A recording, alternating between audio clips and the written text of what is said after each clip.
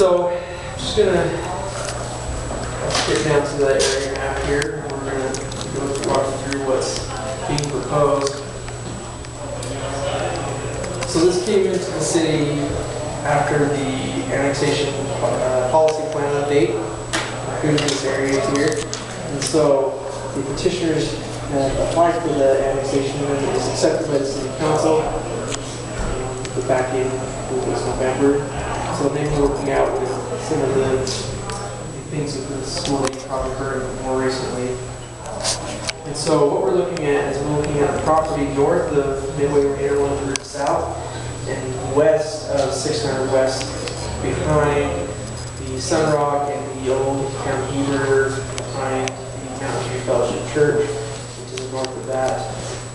The petitioners own the majority of the property here. There are a few property owners here are not petitioners, but not, at least at this point, indicated they're not, or that they're opposed to being annexed into the city. So the petitioner's gone through the certification process. It's been certified by the city recorder, and noticing, so here they are, the planning commission to start a conversation about seeking a recommendation for annexation. And so there's a few things that have happened here. One, we'll just talk about the high school. The high school has proposed to put on bond on the next election for the second high school in the valley. And that area, the acreage, is located within this annexation. Some of the property, I believe, part of the petitioner, some of this other property, but that's their proposal. So the high school is going to be a large portion of this annexation in terms of land mass and what is going to happen in the area, or what's being proposed to happen. Now the high school is really interesting because the high school, the annexation does not prohibit the high school from happening. However, it can have impacts on the high school. If the high school, this is more for council, but if it gets into things like utilities and things like that, they're obviously, they're a user of the city versus if they need those services, then it would be an additional cost that's generally higher for those who are not city citizens. So things like that. But the school can go forward with or without the annexation. It is in the middle of the annexation though. And so with also with the change of the high school comes the idea that that's kind of a big change to the area. I realize that. But at the same time, we have to think about maybe differently about land uses around that area. You know, there's a high school. What do we want around the high school? How do we want to treat that? Does it make sense to have the agriculture that's there? The other issue surrounding this is the bypass.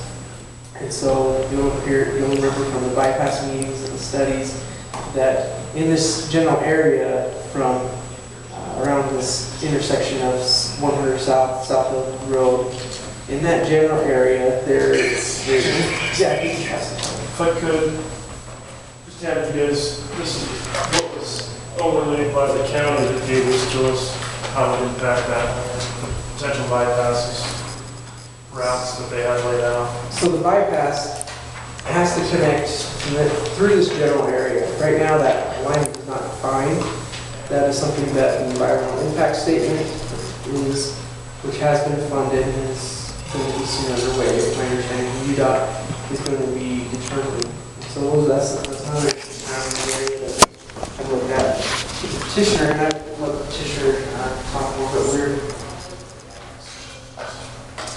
what they're looking at is there's some open space here that they're talking about the bypass corridor. There's a 10-acre portion here that's going to be considered to be dedicated to the city. For potentially for open space, it's actually not within the annexation petition, but it is part of their property that they considered, as well as right here. The annexation boundary goes right here along the bypass. Projected some of the projections that we've had in the past few years. That's where this 10 acres falls outside, but they're considering still making it for a public use for some open space. And so to clarify that the 10 acres isn't outside of the bypass yet. Yeah, we don't know where the bypass alignment is. It's just that it's outside the annexation area. So. More than likely, the bypass will bisect that 10 acres at some. So. Just based on what we understand about where intersections. So the intersection of Southfields Road, if they align it, if the bypass goes in close to that, typically they have intersections are supposed to be 1,380 feet apart. So some of the diagrams or drawings go right up onto Southfields Road, which would not make sense because you'd have to kill Southfields Road or make it a dead end. But that's just a thought as you look at that. The latest alignments that they've come up with and show you, they have that spacing in them. And so to have it line up right on Southfield Road without cul-de-sacking Southfield Road is, you either have to cul-de-sac it or not line up on it. Those are basically the two options. And that's why you're seeing these latest alignments west of Southfield Road. At least 300 feet, if not more, is usually like what they like to have. So we anticipate the right-of-way for the bypass to be west of Southfield Road at some point, and then get back here. Okay, Mr. Barron, do you have more? Just probably what really wanted to start this conversation with the annexation. One of the things that we do need to do is the general plan amendment, as the area right now is on general plan of RA5, residential agriculture, 5 acre lots. That was put into the annexation policy plan when that was done. And so what they're proposing is mixed-use residential commercial zone to merge to their portion. And so we know what to notice that for the public hearing is that's what they've requested. Some of the other things we'd like feedback on if you get opportunities to discuss with the petitioner about the application is what other land uses should we be noticing or considering for this public hearing in terms of those required notices, as unless you plan on leaving them as RA5. So the zoning will be designated at the time that the city does approve, or if the city approves, I should say. But we do have to amend the general plan, which I anticipate your recommendation. If you're going to recommend the annexation, that recommendation for a general plan would go along with that to the council, so they would consider both of those at the same time. So just it's one other thing that we, as you as the planning commission, need to consider and need to do. So we're going to set up public hearings soon to address those general plan land uses. So that's another issue we want to get into is, does it make sense maybe for the school to be the institutional that we're talking about? That's potentially going to, we're talking about on the Wasatch County Event Center. Maybe that's an appropriate zone. What about the other properties that are here? We know what the petitioner's request is for the MERT. You can also talk about that and what those requests are. So we're happy to get into those and into the discussion of that. That's kind of just the general overview of the issues surrounding the annexation. Okay, thank you. Questions for Mr. Barron? Okay, we'll turn the time over to petitioners for anything else you want to add. Here for questions. You're here for questions. Plenty of those, I'm sure. We did try to lay it out. I will say that as we looked at this before they changed the zoning to RA5 for the annexation policy, it was RA1, and the overlay areas closer to Area 2 were commercial and manufacturing. I think that the reason why they moved it to RA5 is to try to put a placeholder on this land so they could say if this road goes in the future, then we get to decide what you're going to put in there, and we won't have to pay the amount of money we might have to pay if it's on RA5 instead of some higher density, which makes sense from an economic standpoint. And on the flip side of that, we communicated early on with the city what we would like to do, and they've seen the maps of what you have in front of you is what we originally petitioned the city with, minus the roads that are overlaid on. So they saw it and affirmed that they would like to see it come into the city if we had the components of low-income housing or moderate-income housing along with some open space. So we designated almost 26 acres of our land open space for the city to use for potential bypass area or parks or whatever. And then we also included in Area 3 some apartments for affordable housing, and some commercial in one for a few of the council members asked that we get some tax revenue in the city. So we tried to give it a mix that would work in that area. Keeping in mind that we're going to have a new bypass road. If the bypass road doesn't go in, we're happy to stay exactly the way we are. But if you have a traffic count of 10,000 cars a day rolling down Midway Lane, and 10,000 cars a day, if we just take half of Highway 40, which is currently 25,000 cars a day, now you have 20,000 cars a day rolling past Area 3.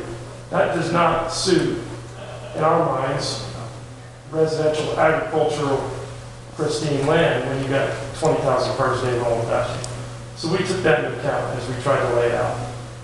The school approached us and said, we are desperate to find land that works for us, that's close to utilities. And I approached the other landowners and said, hey, if we all pitch this in, it would be a good location. We have a road agreement in our agreement with the school that we would split the cost of the road and put a major collector road. Potentially, we'd have to do a traffic study at between 1 and 3 that a light may end up there at some point, I would guess, with the high school there, but that's yet to be determined. So those are some things to consider as you look at this. I just pulled up the maps on the traffic counts today, so I know they're fairly accurate. Maybe to add to that, we've gone through a lot of different iterations. We think the value that we bring to the table is first of all, the right of way for the bypass. If the city's interested in that, we're looking at that, exchanging that for the zoning that we're petitioning, if they're interested in that right of way. And we think we also bring a significant amount of open space to preserve, what's out there, and recognize what it is. And another component of that, Doyle mentioned, is that we're looking at, growing some housing that's affordable housing. That was the school district's biggest complaint to us. They can't get teachers because they can't get them up here in the housing they can afford. If you listen to the last petitioner earlier tonight for the work session, they're going to put 5,000 homes in potentially in the Sorensen group. I guarantee you there's not one house under $500,000 in that. And if they are, they're going to get some townhomes at $450,000. So you have to, if you pointed at this map and say, okay, where do I want to put it? This might be one of the more logical places to work with, because you're going to get pushback from all the rest of the residents here saying, wait, I don't want 5,000 square foot lots next to me. Or I don't want apartments next to me. And I can say that from living in a home that has an acre lot. My wife would crucify the developer coming forward. So there's some things that we have an advantage that other developers might not. And every time I get in front of the city council that I've been in the last few meetings, they've shot down nearly every developer that comes in here for Merck zoning. In fact, one petitioner's been here for 2.5 years. And he's out on the south end of town across where it's all commercial. So there needs to be some, well, I don't let you determine that, but we believe there should be some concession for creating some moderate income housing. And that's our goal here. When you talk about moderate income housing, are you talking about rental units or ownership units? We're talking about ownership units. Yeah, there's 62, I didn't bring the lots, but in this you get a general idea, there were 62 residential lots. We put in there a mix of townhomes that would be owned by, for nightly rentals or for vacation rentals. Whether that becomes a component that's attractive enough for buyers to go after here in Heber, we're not yet. But we would have components of rentals as well, right? Yes. The front portion on Area 3 is slated to be anywhere from 160 to 180 units. And those would be rental units. And we're doing it, well, my intention is going for tax credits with the state for 80% of AMI and some at 50% of AMI. Adjusted median income. So there's going to be some of that component in here. Have you talked with UDOT about a traffic study? Because the way your development is laid out, you're talking about an incredible amount of vehicles walking and dumped on the Midway Lane. We haven't talked to them about a study yet, but my anticipation is that approaching 10,000 cars a day right now on Midway Lane, because that's the traffic coming from anyway, and there's definitely going to be some traffic issues we're going to have to address, especially if they put the bypass in, because we thought it might be a flyover, and they're saying, no, that's too costly, but I'll bet you they come back with some different alternatives. So if they don't do a flyover, there's going to be a major intersection 300 to 1,300 feet west of that line of 3. What you gave us with the overlay with those bypass routes, That's from, and I understand this was right before high school conversation. yes. This had your subdivision maps. Yeah. Do you have this with any updated subdivision maps? Yes, I have a couple that have all those areas, except for we held out area 5 and the top one because we were just unsure. We think that's going to be a phased development and not touched until we come to the terms of where that bypass may go. So I didn't put a detailed one on 5, but yes, I do have details of 3 and 4 of a potential land. Is there anything we might be able to see tonight? Yeah, I recorded to you from my phone if I can send it to you. You can pull it from an email. We didn't put those in because we wanted to talk more about zoning, because that's what we think, that's what we're really considering as zoning.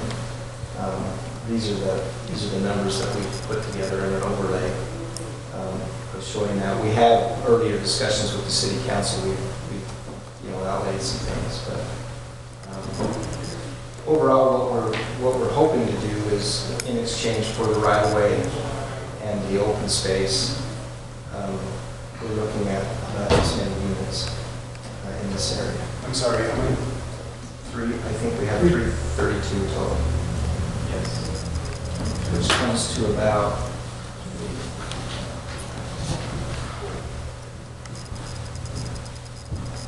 5.3 dwelling units per acre. Overall. Is that excluding the high school's land? Yes. So overall, we've condensed it into a small area, and we've tried to keep as much open as we can and leave that to the city. So that's kind of what we're bringing to the table, and we understand there's a lot of different things that you need to consider. But if the city's interested in the bypass and wants to preserve that right of way, we're willing to work with you to do that. If they're not, and maybe they're not, then we understand that too. Frankly, when I bought this piece, I didn't intend doing this with it. But when I found out there was a bypass going through, I really had no alternative. Because I can't put a state lines out there. It won't work between a high school and a bypass route. It just won't. And so, with the bypass route, it just changes everything that goes on. And so, our recommendation is to, if we're going to put the bypass in, let's put some zoning there that accommodates what that road really is and what we're representing. Because you'll have 2 of the major roads in the valley will intersect right in that area. And it will become a very heavily traveled area. So. I think I'm the only one on the planning commission that was here back a few years ago. How many years ago? This property was presented for an annexation. 07. Was it in 07? Yeah. It was not 23. Yeah, it wasn't in the annexation policy area at the time, and so they weren't able to process that annexation. Right, but I remember this same property looking to come into the city at that time. And I was opposed to it then, and still am opposed to it. I just think it's encroaching out into that area that I personally vowed that we wouldn't go into. I am very disappointed to see housing being proposed out there, more so than I am a high school being proposed out there. I don't like that either, but I know high school, school district is up against it to try to find some property to build another high school. sure in my mind that this is the right location for that.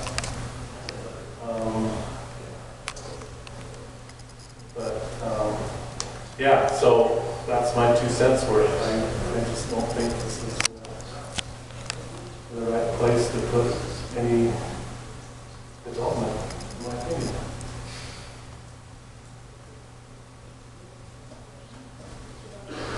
Who else would like to make a comment? Pardon me? Yeah, it is. I understand. I don't like the idea of a bypass road going out there, but if that's necessary, then that's necessary, and it might need to happen. But that doesn't mean that we have to have building going on out in there.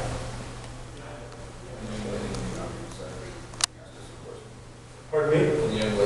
Oh. Are you taking public comment? Is this a public hearing? It's not a public hearing, but I wouldn't be opposed to it, but let me let some other people weigh in first. Mr. Richards, looked like he was about ready to speak up. Well, I'll say a few things. There's definitely positive and negatives of what we're dealing with here. Every meeting we're in, we talk about affordable housing. We're always looking for a space to have affordable housing. However, I do agree with you that, we're trying to push the density towards the center and not have mass density, and then all of a sudden there's a road and then it's just open space. So I do see that concern. I share that concern. Without a traffic study, it's hard to put that much density dumping on there. I mean, we're already dealing with it over where the existing high school is. We've got the sawmill development, we've got whatever the middle Heber one is called now, and all those apartments on 12th or whatever they're called. And we're seeing a major issue as far as traffic over there, what's happening. And so I don't want to repeat that in another area that could be even busier until we have a good traffic study. So though I see, benefits for the affordable housing, I see lots of other negatives that we just need to get to a point where we can see it. That's, I can see where there needs to be commercial there, but without having a traffic study, I don't know how people go to that little existing Spring Creek community right there. That's hard to get in and out of. If you drive a truck, you can't even hardly park in there, literally. So, There's like 4 different restaurants in there in the last 3 years. They can't make go there. So yeah, parking and getting out is just really hard. So even though it's a great location between Midway and Heber. So I guess I share some of those same concerns. However, I do see the positives as far as getting some more affordable housing, because, what we've discussed so far this night in the work meeting probably isn't going to bring very many, all these people come here, but no one's going to be able to afford to live here and serve it. Oh yeah, that is a big concern, for sure. Yeah, so that's my thoughts. All right.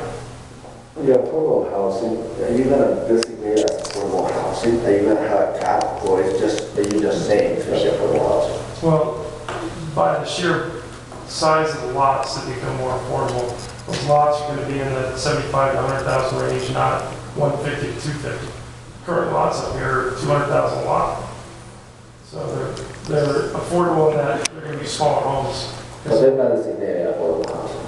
No, well, depends on what you designate. The rentals will be, or would be. You're referring to a deed restriction on? No. No, they wouldn't be that. Are you talking about rentals, or are you talking about apartment buildings?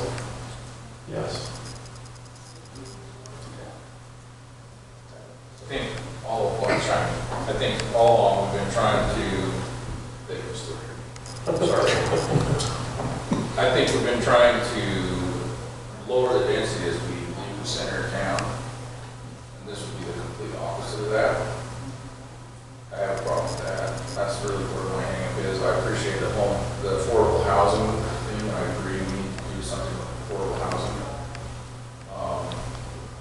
And I've talked about that in the past about making smaller homes. We don't need to build 5,000 square foot homes everywhere. Nobody needs to live in that. Not everybody does. And affordable housing doesn't have to be an apartment.